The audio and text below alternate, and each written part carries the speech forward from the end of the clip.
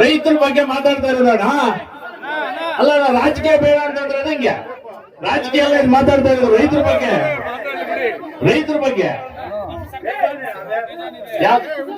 ಮಾತಾಡ್ಬೇಕಾದ್ರೆ ಈಗ ಇವ್ರು ಹೇಳ್ತಾರಲ್ಲ, ನಮ್ಗೆ ನಮ್ ಸರ್ಕಾರ ನಿಮ್ ಸರ್ಕಾರ ಗೊತ್ತಿಲ್ಲ ಮರಯ, ನಿಮ್ದು ಯಾವ ಸರ್ಕಾರ ಗೊತ್ತಿಲ್ಲ. ಈಗ ಇರೋದು ನಿಮ್ದೇ ತಾನೇ ಸರ್ಕಾರ.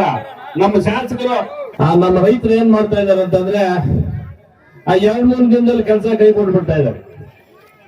ಇವತ್ತಿನ ದಿನ ರೈತರು ಏನಾದ್ರೂ ಉಳಿಬೇಕಂದ್ರೆ ಕುಮಾರಣ್ಣ ಅವರನ್ನ ನಾವು ಮತ್ತೆ ಮುಖ್ಯಮಂತ್ರಿಯಾಗಿ ಮಾಡಿದ್ರೆ ಮಾತ್ರ ರೈತರು ಉಳಿಲಿಕ್ಕೆ ಸಾಧ್ಯ ಅಂತ ಈ ಸಂದರ್ಭದಲ್ಲಿ ಬಯಸ್ತಾ ಇದ್ದೀನಿ. ನಿಮಗೆ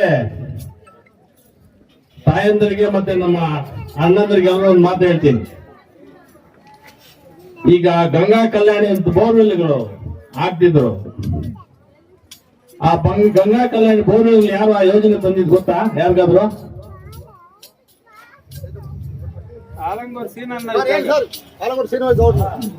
ದೇವೇಗೌಡರು 94ರಲ್ಲಿ ಮುಖ್ಯಮಂತ್ರಿಗಳಾಗಿದ್ದಾಗ ಒಂದು ಸರ್ವೆ ಮಾಡಿದ್ರು. ಆ ಸರ್ವೆಯಲ್ಲಿ ಪರಿಶಿಷ್ಟ ಜನಾಂಗಕ್ಕೆ, ಪರಿಶಿಷ್ಟ ಪಂಗಡಕ್ಕೆ ಬೋರ್ವೆಲ್ ಕಡಿಮೆ ಇದಾವೆ ಅಂತ ಹೇಳ್ಬಿಟ್ಟು ಆ ಸರ್ವೆ ರಿಪೋರ್ಟ್ ತಗೊಂಡು ಗಂಗಾ ಕಲ್ಯಾಣ ಅಂತ ಯೋಜನೆ ಮಾಡಿರ್ತಕ್ಕಂಥವ್ರು ನಮ್ಮ ಮಾಜಿ ಪ್ರಧಾನಮಂತ್ರಿಗಳು, ನಮ್ಮ ದೇವೇಗೌಡ ಅಪ್ಪಾಜಿ ಅವರು. ಪಾಪ ಈ ಕಾಂಗ್ರೆಸ್ ಅವ್ರು ಹೇಳ್ತಾರೆ, ಈ ಕಾಂಗ್ರೆಸ್ ಅವ್ರು ಏನಾದ್ರು ಅವಾಗ ಬೋರ್ವೆಲ್ ಯೋಜನೆ ತಂದಿದ್ರೆ ಗಂಗಾ ಕಲ್ಯಾಣ ಯೋಜನೆ ಅಲ್ಲ ಇರೋಣ. ರೈತರ ಬಗ್ಗೆ ಮಾತಾಡ್ತಾ ಇರೋದಣ್ಣ. ಅಲ್ಲ ರಾಜಕೀಯ ಬೇಡ ಅಂತಂದ್ರೆ ನಂಗೆ ರಾಜಕೀಯ ಎಲ್ಲ ಮಾತಾಡ್ತಾ ಇರೋದು ರೈತರ ಬಗ್ಗೆ. ರೈತರ ಬಗ್ಗೆ ಮಾತಾಡ್ಬೇಕಾದ್ರೆ ಈಗ ಇವ್ರು ಹೇಳ್ತಾರಲ್ಲ, ನಮ್ಗೆ ನಮ್ ಸರ್ಕಾರ ನಿಮ್ ಸರ್ಕಾರ ಗೊತ್ತಿಲ್ಲ ಮರಯ, ನಿಮ್ದು ಯಾವ ಸರ್ಕಾರ ಗೊತ್ತಿಲ್ಲ. ಈಗ ಇರೋದು ನಿಮ್ದೇ ತಾನೇ ಸರ್ಕಾರ. ನಮ್ಮ ಶಾಸಕರು ಕಷ್ಟಪಟ್ಟು ಅಲ್ಲಿ ಏನು ಇದು ಕೊಡ್ತಾ ಇಲ್ಲ. ಅವ್ರು ಏನೋ ಅವ್ರ ಸ್ವಂತ ಶಕ್ತಿಯಿಂದ ಏನೋ ತಂದು ಇಲ್ಲಿ ಕೆಲಸ ಮಾಡಿಸ್ತಾ ಇರೋದು ತಾಲೂಕಲ್ಲಿ, ಗೊತ್ತಾ ಅಣ್ಣ? ಇಲ್ಲ ಹಂಗೆಲ್ಲ ಮಾತಾಡಕ್ ಹೋಗ್ಬೇಡ್ರಿ, ಅದೆಲ್ಲ ಮಾತಾಡಕ್ ಹೋಗ್ಬೇಡ್ರಿ. ಏನ್ ಅನುದಾನ ಕೊಡ್ತಾ ಇದ್ದಾರೆ ಕೇಳಿ, ನಮ್ಮ ಶಾಸಕರು ಹೇಳ್ತಾರ. ಆಮೇಲೆ ಅವ್ರ ಶಕ್ತಿ ಮೀರಿ ಅಲ್ಲಿ ಏನೋ ಶ್ರಮ ಪಟ್ಟು ತಂದು ಇವತ್ತಿನ ದಿನ ಇಲ್ಲಿ ಮಾಡ್ತಿರೋದು. ಈಗ ಒಂದ್ ಹೇಳ್ತೀನಿ, ಇವತ್ತೇ ತಾನೇ ಸರ್ಕಾರ ಮೋಟರ್ ಕೊಡ್ಬೇಕಾದ್ರೆ ಕುಮಾರಸ್ವಾಮಿ ಎಲ್ಲ ಯೋಜನೆ ಮಾಡಿ ಟೆಕ್ಸ್ ಮೋಟರ್ ಕೊಡ್ತಾ ಇದ್ರು. ಟೆಕ್ಸ್ ಮೋಟರ್ ಕೊಟ್ಟಿದ್ರು ರೈತರಿಗೆ. ಈಗ ಕೊಡ್ತಾ ಇರೋದು ಯಾವ್ದಪ್ಪ, ಯಾವ್ದೋ ಡೂಮೋ ಡಾಮೋ ಯಾವ್ದು ಅಂತೆ, 10,000-12,000 ರೂಪಾಯಿ. ಇದು ರೈತರು ಅಂತಂದ್ರೆ ಕಷ್ಟ, ರೈತರ ಕಷ್ಟ ಆ ಫ್ಯಾಮಿಲಿಗೆ ಮಾತ್ರ ಗೊತ್ತು, ಬೇರೆಯವ್ರಿಗೆಲ್ಲ ಕಷ್ಟ ಗೊತ್ತಿಲ್ಲ.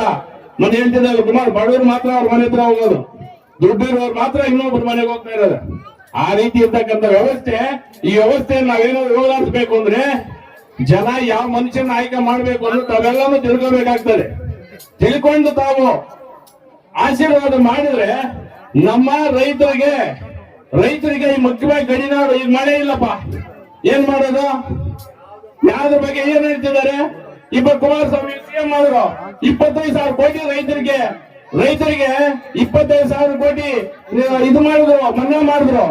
ಯಾರು ಮಾಡ್ತಿದ್ದಾರೆ? ಯಾರು ಮಾಡಿದಾರೆ? ಹೋಗ್ಲಿ, ಬರೀ ಮಾತುಗಳು ಹೇಳ್ಕೊತಾರೆ, ಆ ಟೈಮ್ ಊರುಗಳು ಹಾಕೊಂಡ್ರೆ ಹೋಗ್ತಾರೆ ಅಷ್ಟೇ. ಅದ್ ಬಿಟ್ರೆ ಇನ್ನೇನು ಇಲ್ಲ. ನಾವೆಲ್ಲರೂ ಯೋಚನೆ ಮಾಡ್ರಿ, ಯಾಕಂದ್ರೆ ಎಲ್ಲ ಬಡವರು, ಎಲ್ಲ ಬಡ ಜನತೆ ಇರ್ತಕ್ಕಂಥ ರೈತರು ಇರ್ತಕ್ಕಂಥ ನಾವು ರೈತರೇ. ಆ ಕಷ್ಟ ಏನೋ ನಮಗೂ ಗೊತ್ತಿದೆ, ರೈತರಾಗಿದ್ದು ಹುಟ್ಟಿದೀವಿ. ಆ ಕಷ್ಟ ಏನೋ ನಮಗೂ ಗೊತ್ತಿದೆ.